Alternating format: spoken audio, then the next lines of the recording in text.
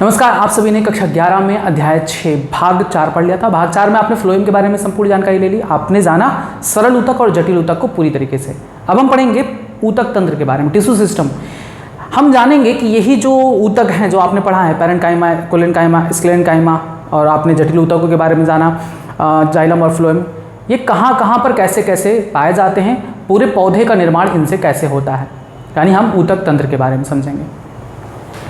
तो next topic है आपका ऊतक तंत्र, टिश्यू सिस्टम। ऊतक तंत्र क्या होता है? तो ऊतक तंत्र से ही पूरे पौधे का निर्माण होता है। अभी सारी चीजें आपको बताएंगे। फिलहाल ऊतक तंत्र कितने प्रकार के होते हैं? तो रचना व स्थिति के आधार पर, रचना व स्थिति के आधार पर ऊतक तंत्र 3 प्रकार का होता है। याद करिए, ऊतक तंत्र कितने प्रकार का होता है? पौधों में 3 प्रकार का होता है। कौन कौन से? पहला बाह्यत्वचीय ऊतक तंत्र, बाह्यत्वचीय ऊतक तंत्र जिसे कहा जाता है epidermal tissue system, epidermal tissue system. दूसरा होता है भरण ऊतक, भरण या मौलिक ऊतक तंत्र,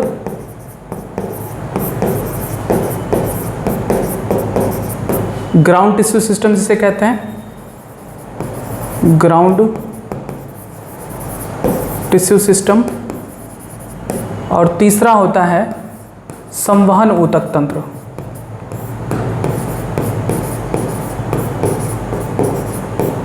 यानी वैस्कुलर टिश्यू सिस्टम।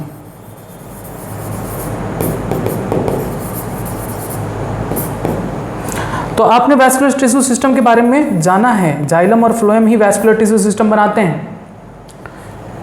अब देखो, पूरे पौधे का निर्माण इन्हीं 3 ऊतक तंत्रों से होता है। पूरा का पूरा पौधा आप देख रहे हो, तो चाहे जड़ हो, चाहे तना हो, चाहे पत्ती हो, इन सभी का निर्माण इन्हीं 3 ऊतक तंत्रों से होता है। जो बाह्यत्वचीय ऊतक तंत्र होते हैं वो पौधे का सबसे बाहरी भाग बनाते हैं। आप ये देखो, सबसे बाहरी भाग, ये सबसे बाहरी जो भी आपको हिस्सा बाहर का दिखाई दे पौधे का, वो किससे मिलकर बना होता है? वो मिलकर बना होता है बाह्यत्वचीय ऊतक तंत्र से। सबसे बाहरी भाग बाह्यत्वचीय ऊतक तंत्र। पौधे का संपूर्ण भाग, चाहे वो जड़ हो, चाहे तना हो, चाहे पत्ती हो, सबसे बाहरी भाग किससे मिलकर बना होता है? बाह्यत्वचीय ऊतक तंत्र से। इसके अंतर्गत बाह्य त्वचा आती है, रंध्र आती हैं, मूल रोम आता है, त्वचा रोम आता है। आप यहाँ पर देखें, इस पत्ती के इतने भाग को जूम करके दिखाया गया, जिसमें सबसे बाहरी परत एक ऊपर की तरफ होगा तो एक नीचे की तरफ भी होगा। क्योंकि भाई हमारा भी देखिए 2 हाथ, मतलब ये दो सतह है ना, ये ऊपरी सतह है। तो यहाँ पर भी जो बाहरी ऊतक है वो बाह्य त्वचा ही है। ऊपर की तरफ भी बाह्य त्वचा है, नीचे की तरफ भी बाह्य त्वचा है। इसके अंदर जब हम खोल खाल के देखेंगे तब कुछ चीजें दिखाई देंगी। तो जो सबसे बाहरी भाग होता है पौधों का भी, मनुष्य में भी देखा जाए तो ये बाह्य त्वचा ही कहलाती है, एपिडर्मल लेयर कहलाती हैं। तो चाहे पौधा हो चाहे जंतु, सबसे बाहरी जो परत होती है वो बाह्य त्वचीय ऊतक तंत्र होती है। Dermal tissue, dermal tissue, dermal चाहे कहिए चाहे एपिडर्मल कहिए, बाह्य त्वचा, ठीक है।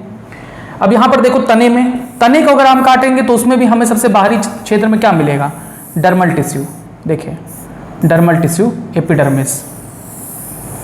अगर हम जड़ को काट कर देखते हैं तो जड़ में भी सबसे बाहर कौन मिलेगा? Dermal tissue. देखिए, डर्मल टिश्यू। तो ये तो हो गया डर्मल टिश्यू के बारे में, बाह्यत्वचीय ऊतक तंत्र के बारे में। यानी जो सबसे बाहरी सतह बनाती हैं पौधे का, वो बाह्यत्वचीय ऊतक तंत्र के अंतर्गत आती हैं। अब आता है आपका तीसरा, पहले पढ़ेंगे संवहन ऊतक। संवहन ऊतक में आपने पढ़ा है कौन पाए जाते हैं? संवहन ऊतक में पाए जाते हैं जाइलम व फ्लोएम, जो संवहन का काम करते हैं। किसका? जल, खनिज और भोजन का। तो जाइलम और फ्लोएम कहाँ पाए जाते हैं? तो जाइलम और फ्लोएम देखें, जड़ में देखें, जाइलम और फ्लोएम बीचों बीच में पाए जाते हैं। ये हो गया वैस्कुलर टिश्यू सिस्टम। ये देखिए, जाइलम फ्लोएम, जाइलम फ्लोएम, तने में xylem phloem, xylem phloem, xylem phloem, xylem phloem, xylem phloem, ये सभी क्या है? Xylem phloem vascular tissue system. इसमें भी देखिए, पत्ती में xylem phloem vascular tissue system. समझ आया कि नहीं? पौधे में सबसे बाहरी जो सतह होगी वो वाह्यत्वचीय ऊतक, बीच में जाइलम और फ्लोएम जहां पर भी पाए जाएंगे वो संवहन ऊतक। अब भैया इन दोनों को छोड़ दो, अब बाकी जितने भी ऊतक मिले, अगर हम वाह्यत्वचा को छोड़ दें और वैस्कुलर टिश्यू को छोड़ दें तो बाकी जितनी भी अंदर की कोशिकाएं पाई जाएंगी ये सभी क्या कहलाएंगे, ये सभी की सभी क्या कहलाएंगे, जो अंदर की तरफ ये जो कोशिकाएं पाई जा रही हैं ये सभी कोशिकाएं, ये सभी कोशिकाएं, ये सभी कोशिकाएं, ये सभी कहलाती हैं ग्राउंड टिश्यू सिस्टम यानी भरण ऊतक तंत्र। यहाँ पर देखिए ये सभी कोशिकाएं, ये सभी कोशिकाएं, ये सभी कोशिकाएं, ये सभी कोशिकाएं, ये सभी क्या कहलाएंगे, ग्राउंड टिश्यू सिस्टम। ये सभी कोशिकाएं, ये सभी कोशिकाएं, ये सभी कोशिकाएं, ये सभी क्या कहलाएंगे, ग्राउंड टिश्यू सिस्टम। कितना आसान था। पौधे में 3 प्रकार के ऊतक तंत्र होते हैं। सबसे बाहरी जो ऊतक तंत्र बनाएगा, पौधे का सबसे बाहरी आवरण कह सकते हो, वो वाह्यत्वचीय ऊतक तंत्र होगा। जो जल, खनिज और भोजन का स्थानांतरण करने वाली ऊतक हैं उन्हें हम संवहन ऊतक कहेंगे, जाइलम फ्लोएम। जाइलम फ्लोएम को छोड़ दो, वाह्यत्वचा को छोड़ दो, बाकी जितने भी ऊतक पाए जाते हैं सब के सब किस में आते हैं, भरण और मौलिक ऊतक तंत्र के अंतर्गत आते हैं। क्लियर हुई बातें। अब हम एक एक को पढ़ेंगे। सबसे पहले हम पढ़ेंगे वाह्यत्वचीय ऊतक तंत्र के बारे में, फिर भरण या मौलिक ऊतक तंत्र के बारे में, फिर संवहन ऊतक तंत्र के बारे में। तो सबसे पहले हम जानते हैं वाह्यत्वचीय ऊतक तंत्र के बारे में। वाह्यत्वचीय ऊतक तंत्र, एपिडर्मल टिश्यू सिस्टम। क्या जाना आपने इसके बारे में? आपने क्या जाना कि कोई पौधा है, उस पौधे में जो उसका बाहरी सरफेस होगा वो क्या होगा,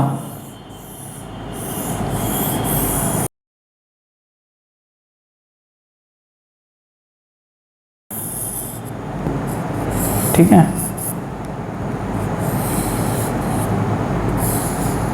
क्योंकि पौधे में इतना बड़ा पत्ती तो नहीं होगा। चलो देख लेते हैं। वाह्यत्वचीय ऊतक तंत्र वो होते हैं जो पौधे के सबसे बाहरी त्वचा को बनाते हैं। ये कोशिकाएं हैं, ये कोशिकाएं, ये सबसे बाहरी स्तर बनाती हैं जो आप छू सकते हो, महसूस कर सकते हो उसे। पत्ती में, पुष्प में, तने में, जड़ में, सबसे बाहरी जो भाग होता है वो किसकी बनी होती है, वाह्यत्वचीय ऊतक तंत्र की बनी होती है। ठीक है, समझ में आया? पूरी की पूरी। ऐसे ही जड़ में भी। तो आपने क्या जाना वाह्यत्वचीय ऊतक तंत्र के बारे में कि पौधे का सबसे बाहरी आवरण है, यह पौधे का सबसे बाहरी आवरण है। इसके अंतर्गत कौन कौन आते हैं तो याद करिए, इसके अंतर्गत आते हैं कौन कौन, वाह्यत्वचा, वाह्यत्वचीय कोशिका यानी एपिडर्मल सेल, दूसरा रंध्र यानी स्टोमेटा, और वाह्यत्वचीय उपांग, वाह्यत्वचीय उपांग जैसे त्वचारोम यानी ट्राइकोम व मूल रोम यानी रूट हेयर्स। बस इतने आते हैं इनके अंतर्गत। वाह्यत्वचीय उपांग यानी एपिडर्मल एपेंडेजेस।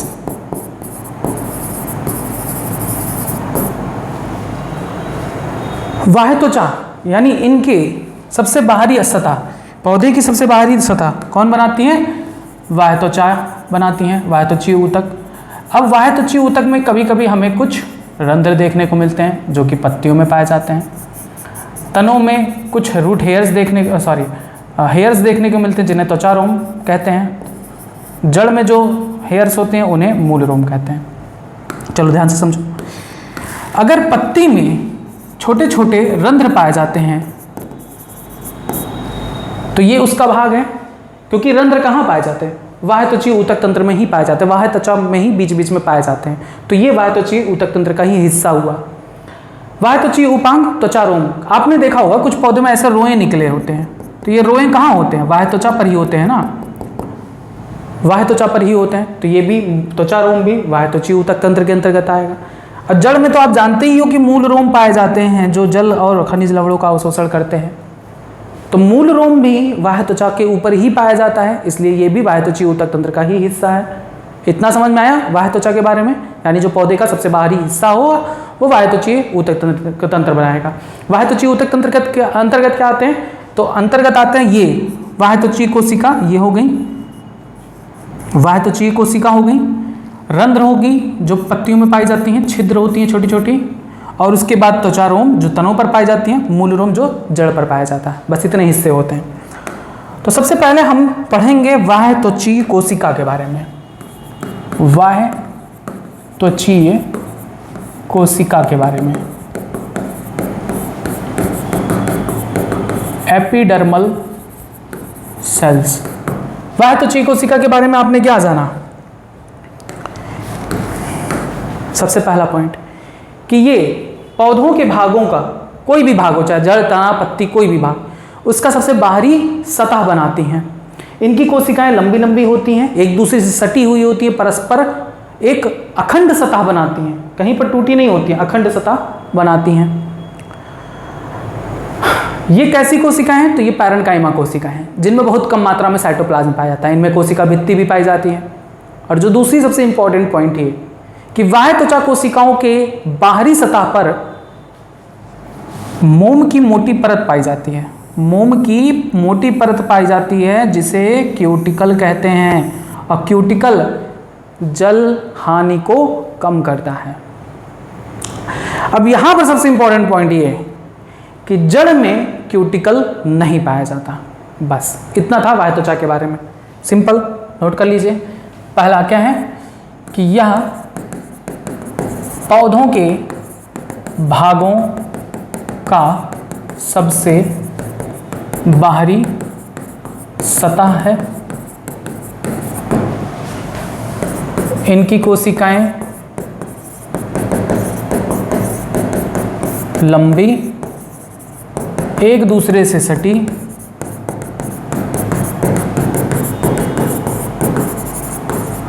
अखंड सतह बनाती हैं, अखंड सतह बनाती हैं। बाह्य त्वचा कोशिकाएं, बाह्य त्वचा कोशिकाएं प्रायः एकल सतह बनाती हैं, एकल सतह बनाती हैं, यानी सिर्फ एक ही सतह बनाती हैं। जैसे मान लो कि ये तना है तो तने में सिर्फ एक ही ऐसे सतह बनेगी, एकल सतह। ऐसा नहीं होता कि तने में एक सतह बाह्य त्वचा का यह हो गया फिर उसी के ऊपर दूसरी सतह, ऐसा नहीं होता, केवल एकल सतह बनाती हैं। ये कोशिकाएं कैसी प्रकार की होती है, पैरेन्काइमा या पैरेन्काइमा कोशिकाएं हैं जिनमें बहुत कम मात्रा में साइटोप्लाज्म होता है।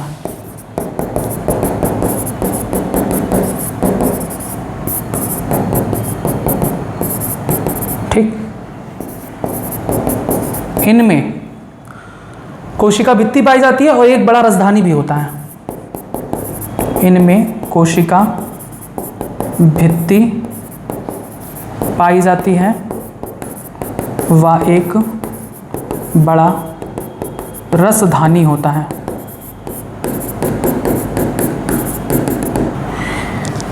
फिर नेक्स्ट पॉइंट लिखेंगे कि बाह्य त्वचा की बाहरी सतह पर मोम की मोटी परत पाई जाती है, मोम की मोटी परत पाई जाती है जिसे क्यूटिकल कहते हैं, जिसे क्यूटिकल कहते हैं। क्यूटिकल क्या करता है, तो क्यूटिकल जल के हानि को रोकता है, जल के हानि को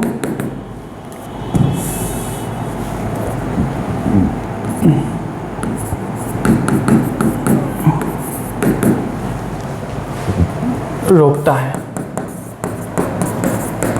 ठीक है, यहीं पर नोट करके लिखेंगे कि जड़ में क्यूटिकल नहीं पाया जाता, जड़ में क्यूटिकल नहीं पाया जाता, मोस्ट इंपॉर्टेंट। ये हो गया बाह्य त्वचा कोशिका के बारे में। अब दूसरा क्या आता है? दूसरा आता है रंध्र यानी स्टोमेटा। तो स्टोमेटा कहाँ पाया जाता है? रंध्र कहाँ पाए जाते हैं? देखो, रंध्र मुख्य रूप से पत्तियों पर ही पाए जाते हैं, लेकिन ऐसा नहीं है, कुछ हरे तने में भी पाए जाते हैं। लेकिन आप क्या याद रखोगे कि मुख्य रूप से कहाँ पर पाए जाते हैं? पत्ती पर पाए जाते हैं। देखें, ये पत्ती है, ज़्यादातर रंध्र, जैसे पत्ती की ऊपरी सतह देखोगे तो बहुत गहरे रंग का होता है, हरे रंग का। निचली सतह देखोगे तो धानी रंग का होता है, हल्के हरे रंग का। तो निचली सतह पर ज़्यादातर रंध्र पाए जाते हैं। अगर हम इस पत्ती के इतने भाग को जूम करके देखते हैं माइक्रोस्कोपिक लेवल पर, तो हमें उसकी निचली सतह पर छोटे छोटे छिद्र मिलते हैं।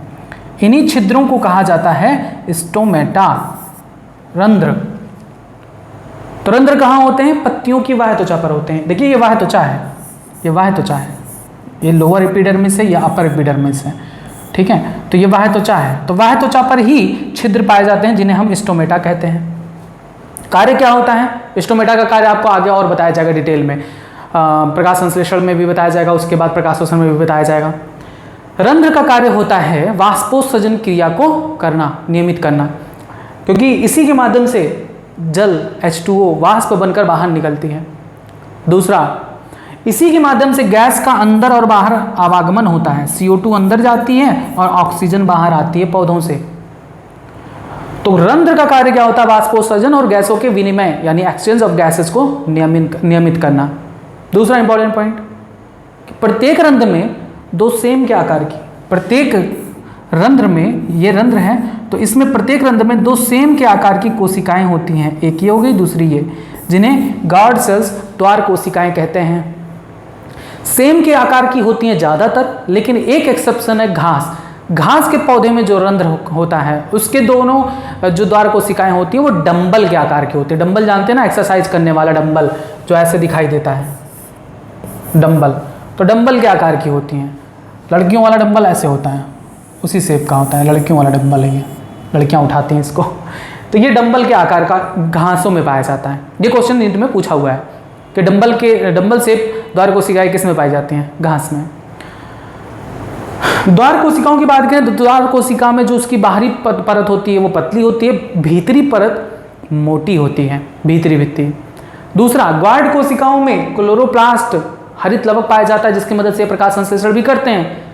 और द्वार कोशिका ही स्टोमेटा यानी रंध्र के छिद्र के खुलने और बंद होने का नियमन करते हैं।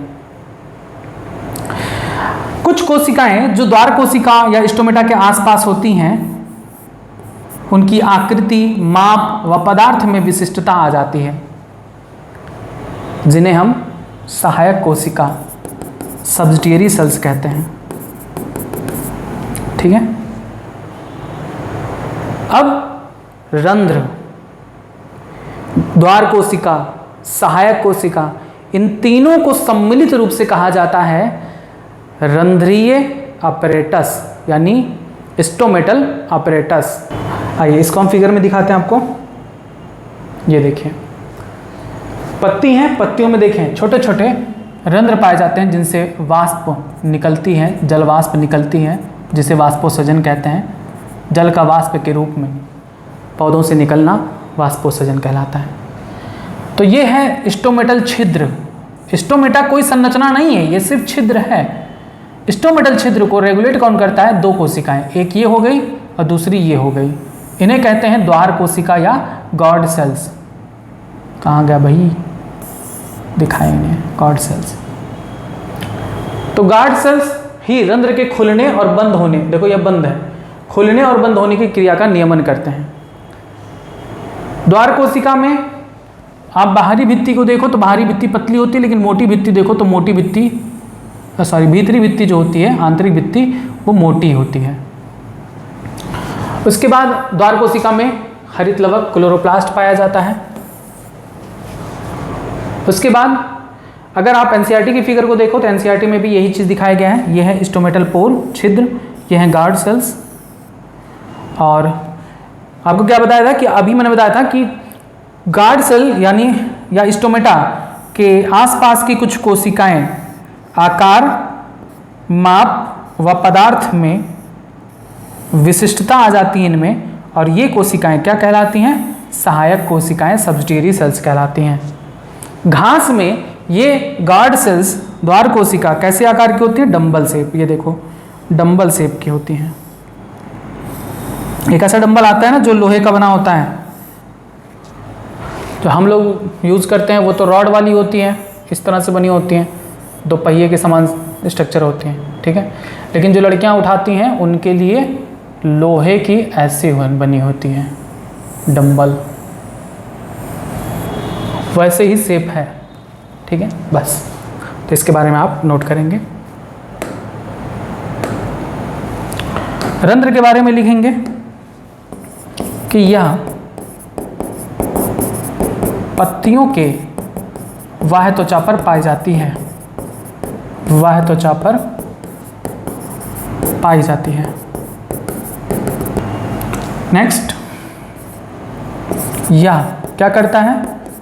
वाष्पोत्सर्जन व गैसों के विनिमय को नियमित करता है।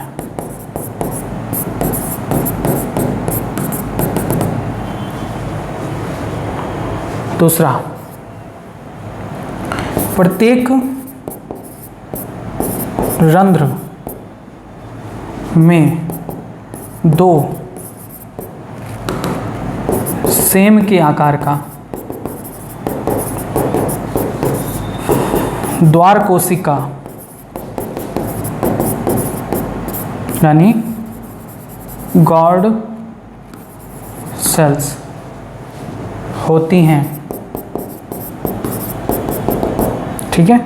नोट करके लिखेंगे कि घास में, घास यानी ग्रासेज में द्वार कोशिकाएं किस आकार की होती हैं? डंबल आकार की, डंबल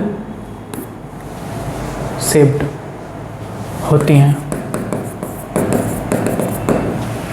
द्वार कोशिका के बारे में आपने जाना कि द्वार कोशिका की बाहरी भित्ति पतली होती है,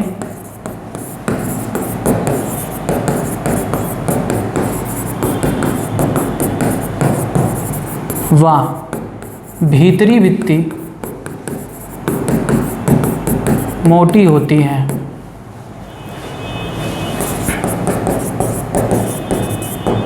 आपने जाना कि द्वार कोशिका में हरित लवक पाया जाता है। द्वार कोशिका में हरित लवक यानी क्लोरोप्लास्ट पाया जाता है, हरित लवक पाया जाता है। यह रंध्र के खुलने व बंद होने का नियमन करता है, बंद होने का नियमन करता है। आपने जाना कि रंध्र के आसपास की, रंध्र के आसपास की कुछ बाह्य त्वचीय कोशिकाओं में, बाह्य त्वचीय कोशिकाओं के आकार, माप व पदार्थ में विशिष्टता आ जाती है, विशिष्टता आ जाती है। इन्हें क्या कहते हैं? सहायक कोशिका। इन्हें सहायक कोशिका, सब्सिडियरी सेल्स, सब्सिडियरी सेल्स कहते हैं। बस अब नेक्स्ट हेडिंग डाल के लिखेंगे कि रंध्रीय तंत्र क्या होता है। ये भी खूब क्वेश्चन पूछा जाता है नेट में। स्टोमेटल एपैरेटस क्या होता है? स्टोमेटल एपैरेटस या रंध्रीय तंत्र क्या होता है? तो रंध्र को मिलाकर, गार्ड कोशिका, द्वार कोशिकाओं को मिलाकर और सहायक कोशिका, इन तीनों को सम्मिलित रूप से कहा जाता है रंध्रीय तंत्र। किसको किसको? रंध्र यानी स्टोमेटा, रंध्रीय छिद्र लिखेंगे, रंध्रीय छिद्र यानी स्टोमेटल एपर्चर। रंध्र तो कुछ है नहीं, वो तो छिद्र है ना। रंध्रीय छिद्र, द्वार कोशिका यानी गार्ड सेल्स, द्वार कोशिका और सहायक कोशिका यानी सब्सिडियरी सेल्स मिलकर क्या बनाते हैं? रंध्रीय तंत्र बनाते हैं, रंध्रीय तंत्र बनाते हैं। बस ये था आपका रंध्र के बारे में संपूर्ण जानकारी। अब इसके बाद आता है तीसरा, बाह्य त्वचा में आपने पढ़ा है ना कि बाह्य त्वचा ऊतक तंत्र में बाह्य त्वचा कोशिका, रंध्र और बाह्य त्वचीय उपांग आते हैं। तो अब हम पढ़ेंगे बाह्य त्वचीय उपांग के बारे में। बाह्य त्वचीय उपांग, उपांग का मतलब होता है कि बाह्य त्वचा पर कुछ अन्य चीजें निकल आई हों। ठीक है, एपिडर्मल एपेंडिसेस, एपिडर्मल एपेंडेजेस। अब बाह्य त्वचीय उपांग जो होती हैं एपिडर्मल एपेंडिसेस, उसमें मूल रोम भी आता है यानी रूट हेयर, और त्वचा रोम भी आता है जिसे हम ट्राइकोम्स कहते हैं। ठीक है, ट्राइकोम्स। मूल रोम कहाँ पाया जाता है? जड़ में। त्वचा रोम कहाँ पाया जाता है? तने पर। अब हम एक एक को पढ़ेंगे मूल रोम के बारे में। मूल रोम शायद फिगर नहीं रखें क्या? ये रहा मूल रोम। तो ये जड़ का सबसे शीर्ष सिरा है, उसमें इन जगहों पर क्या पाया जाता है? ऐसे ऐसे हेयर्स पाए जाते हैं, मूल रोम होते हैं। जड़ में जब पाए जाते हैं बाह्य त्वचा पर हेयर रोम तो उसे मूल रोम, तने पर जो पाए जाते हैं उसे त्वचा रोम। इन दोनों में बहुत अंतर है। मूल रोम जो होते हैं वो एक कोशिकीय होते हैं, मूल रोम एक कोशिकीय होता है, यूनिसेलुलर। त्वचा रोम जो तने पर पाई जाती हैं वो बहुकोशिकीय होती हैं। यहाँ पर ये कार्य करती हैं जल और खनिज लवणों के अवशोषण में। त्वचा रोम क्या करती हैं? वाष्पोत्सर्जन की हानि को कम करने में। बस इतना पॉइंट आप मूल रोम के बारे में लिखेंगे।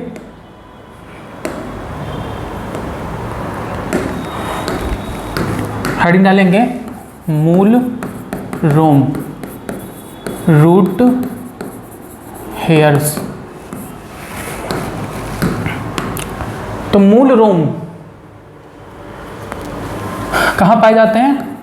जड़ के बाह्य त्वचा पर पाए जाते हैं, जड़ के बाह्य त्वचा पर पाए जाते हैं। ठीक है। दूसरा, मूल रोम कैसे होते हैं? तो मूल रोम एक कोशिकीय यूनिसेलुलर होते हैं। ये क्वेश्चन काफ़ी बार पूछा गया है। एक कोशिकीय यूनिसेलुलर होता है। तीसरा, मूल रोम क्या करता है? तो यह जल व खनिज लवणों का अवशोषण करता है।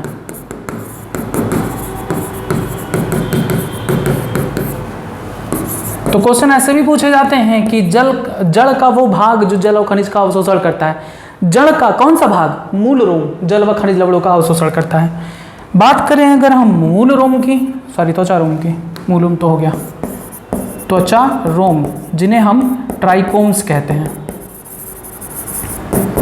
तो मूल त्वचा रोम कहाँ पाए जाते हैं? तो त्वचा रोम तने की बाह्य त्वचा पर पाए जाते हैं या तने की बाह्य त्वचा पर पाए जाते हैं।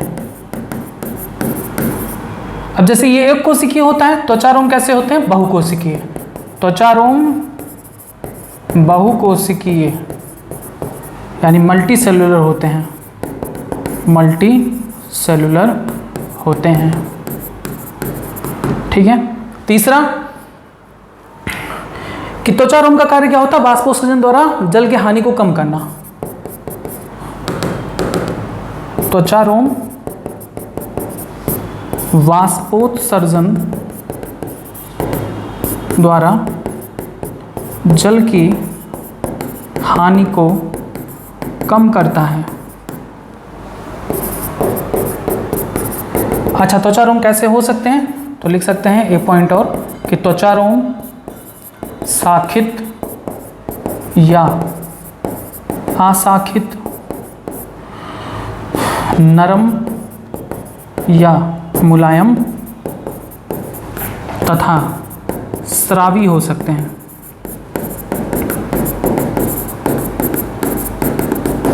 बस, तो आपने मूल रोम देख लिया। मूल रोम इस तरह से पाए जाते हैं जड़ पर। ये है ट्राइकोम, त्वचारोम, जो तने पर रोएं जैसी पाई जाती हैं। आपने कुछ ऐसे पौधों को जरूर टच किया होगा, उनके क्या कहते हैं, डंठल को, उनके तने को, तो उन पर आपको रोएं जैसी संरचना दिखाई देती हैं, वही होती हैं त्वचारोम, ट्राइकोम्स। तो आपने यहाँ पर देख लिया रोम, मूल रोम और त्वचारोम के बारे में भी इंपॉर्टेंट पॉइंट।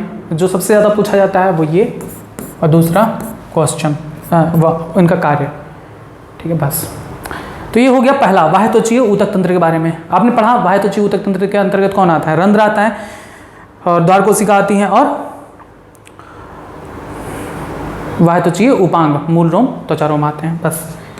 अब इसके बाद आता है आपका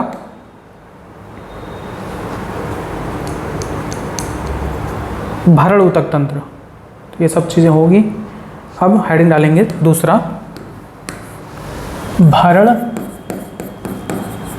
ऊतक तंत्र, जिसे क्या कहा जाता है? Ground tissue system. अभी आपने पढ़ा है कि बाह्य त्वचा ऊतक और संवहन ऊतक जाइलम फ्लोएम को छोड़कर, बाह्य त्वचा ऊतक यानी सबसे बाहरी परत, और जाइलम और फ्लोएम संवहन ऊतक को छोड़कर बाकी जितने भी ऊतक पाए जाते हैं वो सब किस में आते हैं? भरण ऊतक तंत्र में आते हैं। तो लिख सकते हैं कि बाह्य त्वचा व संवहन ऊतक के अतिरिक्त बाकी सभी ऊतक भरण ऊतक तंत्र के अंतर्गत आते हैं। भरण ऊतक तंत्र के अंतर्गत आते हैं। अब इसमें कौन आते हैं? तो इसमें सरल पैरेन्काइमा, सरल ऊतक जैसे पैरेन्काइमा, कोलेनकाइमा व स्क्लेरेनकाइमा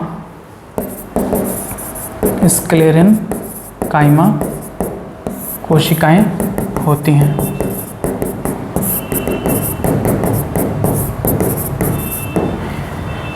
यानी भरण ऊतक तंत्र का निर्माण भी पैरेन्काइमा, कोलेनकाइमा व स्क्लेरेनकाइमा ऊतकों से ही होता है।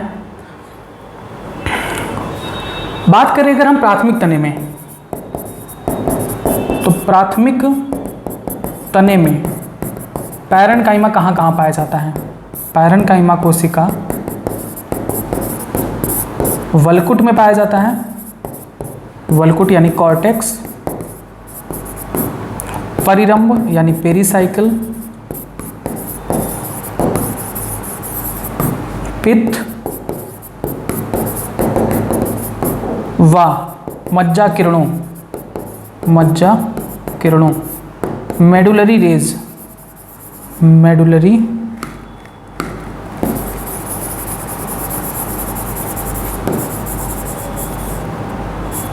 रेज में होता है।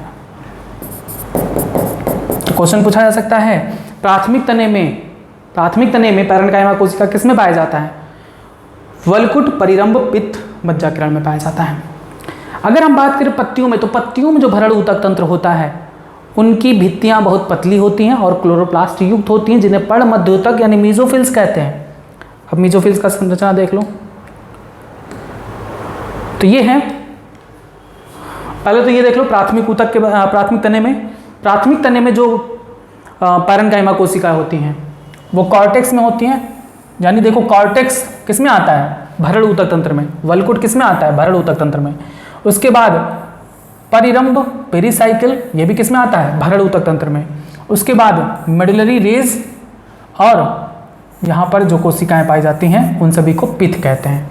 तो ये सभी वलकुट, परिरंभ, पित्त, मेडुलरी किरण यानी मज्जाकिरण, ये सभी किस में आते हैं? ग्राउंड टिश्यू सिस्टम यानी भरण ऊतक तंत्र में आते हैं। पत्तियों में जो भरण ऊतक तंत्र होती हैं उनकी भित्तियां बहुत पतली होती हैं। ये सभी देख रहे हैं कोशिकाएं, ये सभी कोशिकाएं, ये सभी कोशिकाएं, ये सभी कोशिकाएं। तो ये सभी क्या हैं?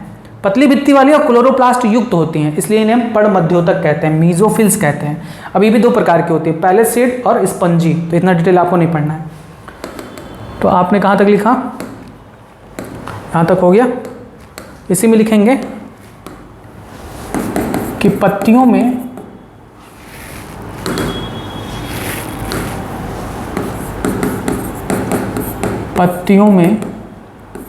भरण ऊतक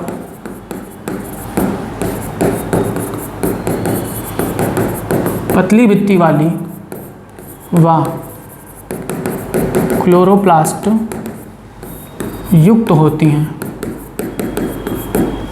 क्लोरोप्लास्ट युक्त होती हैं, जिन्हें क्या कहते हैं? जिन्हें पर्ण मध्योतक यानी मीजोफिल कहते हैं।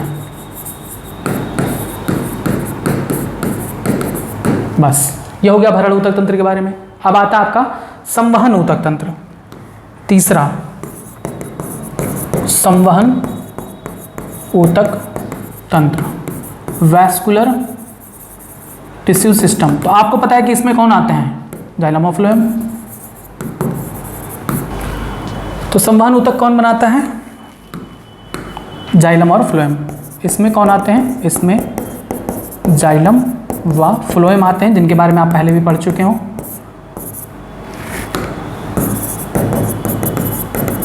जाइलम और फ्लोएम दोनों मिलकर संवहन बंडल यानी वैस्कुलर बंडल बनाते हैं। जाइलम व फ्लोएम दोनों मिलकर संवहन बंडल वैस्कुलर बंडल बनाते हैं। अब आपको पता है कि ये संवहन ऊतक भी दो प्रकार का होता है, एक खुला संवहन ऊतक और दूसरा बंद संवहन ऊतक। तो जो खुला संवहन ऊतक होता है, ओपन वैस्कुलर सिस्टम, वो पाया जाता है द्विबीजपत्री में, जिसमें कैम्बियम पाया जाता है जाइलम और फ्लोएम के बीच में, और उनमें द्वितीयक वृद्धि भी देखी जाती है। बंद संवहन ऊतक यानी क्लोज्ड वैस्कुलर सिस्टम में क्या होता है? एक बीजपत्री में पाया जाता है, जिसमें कैम्बियम नहीं पाई जाती, इस वजह से इनमें द्वितीयक वृद्धि भी नहीं होती है एक बीजपत्री में। तो सबसे पहले हम लिखेंगे खुला संवहन तंत्र के बारे में। खुद क्वेश्चन यहाँ से नीट में पूछा जाता है, खुला संवहन तंत्र क्या होता है? खुला संवहन तंत्र यानी ओपन वैस्कुलर सिस्टम। तो चलो पहले फिगर में समझ लो होता क्या है एक्चुअल में। अगर आप देखो तो जाइलम और फ्लोएम साथ साथ पाए जाएंगे। तो जब जाइलम की कोशिका और फ्लोएम की कोशिका के बीच में कैम्बियम पाया जाए, इनके बीच में कैम्बियम जब पाया जाता है, इनके बीच में जब कैम्बियम पाया जाता है तो इनमें द्वितीयक फ्लोएम और द्वितीयक जाइलम लगातार बनते रहते हैं। ऐसे संवहन बंडल को ओपन वैस्कुलर बंडल कहते हैं, खुला संवहन तंत्र कहते हैं। ऐसे संवहन तंत्र जिनके जाइलम और फ्लोएम के बीच में कैम्बियम ना पाया जाए, एक बीजपत्री पौधों में की विशेषता है, ऐसे संवहन तंत्र को हम क्लोज्ड वैस्कुलर बंडल कहते हैं।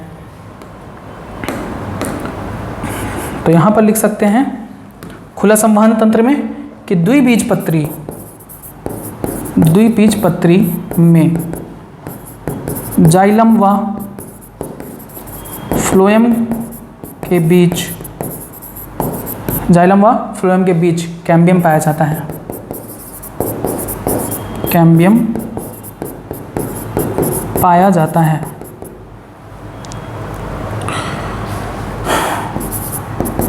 इनमें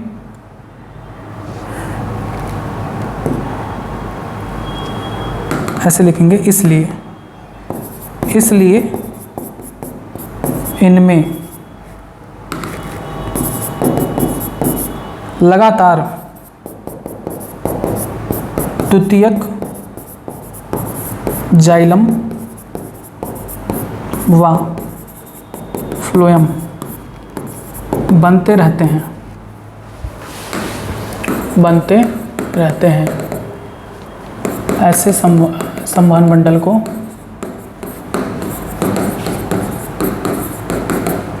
खुला संवहन मंडल कहते हैं। ठीक है। दूसरा आता है बंद संवहन मंडल। बंद संवहन तंत्र यानी क्लोज्ड वैस्कुलर सिस्टम। बंद में क्या होता है, एक बीजपत्री पौधों में पाया जाता है ये, जिसमें कैम्बियम जाइलम और फ्लोएम के बीच में नहीं पाया जाता। तो लिख सकते हैं कि एक बीजपत्री में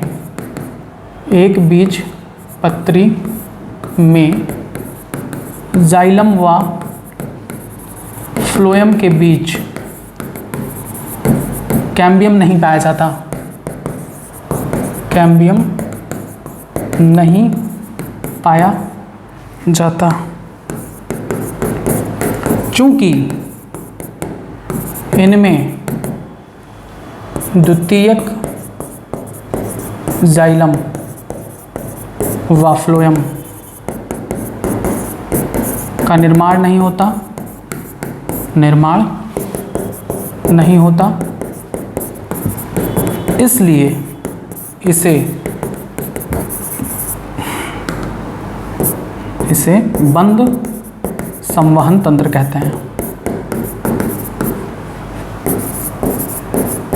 याद करिए तुरंत। एक बीजपत्री पौधों में द्वितीयक वृद्धि भी नहीं पाई जाती, सेकेंडरी ग्रोथ भी नहीं पाया जाता। चूंकि आपके सिलेबस से द्वितीयक वृद्धि को हटा दिया गया है, इसलिए मैं उसे पढ़ाऊंगा भी नहीं। यहाँ पर ये चीज़ आप ध्यान रखें। तो बताइए खुला संवहन तंत्र क्या होता है। द्विबीजपत्री पौधों में पाए जाते हैं जिनमें फ्लोएम और जाइलम के बीच में कैम्बियम पाया जाता है। इस वजह से इनमें द्वितीयक जाइलम और द्वितीयक फ्लोएम बनते रहते हैं। इस कारण से इन्हें हम खुला संवहन मंडल कहते हैं। और बंद संवहन तंत्र क्लोज्ड वैस्कुलर सिस्टम एक बीजपत्री की विशेषता है जिसमें जाइलम और फ्लोएम के बीच में कैम्बियम नहीं पाया जाता, और इस वजह से इनमें द्वितीयक जाइलम और फ्लोएम भी नहीं बनता। इसे हम बंद संवहन तंत्र कहते हैं। अब संवहन मंडल के बारे में दो और इम्पॉर्टेंट पॉइंट आपके पूछे जाते हैं। एक होता है अरीय संवहन मंडल यानी रेडियल वैस्कुलर बंडल, और दूसरा होता है संयुक्त संवहन मंडल, जिसे क्या कहते हैं, कंजॉइंट वैस्कुलर बंडल।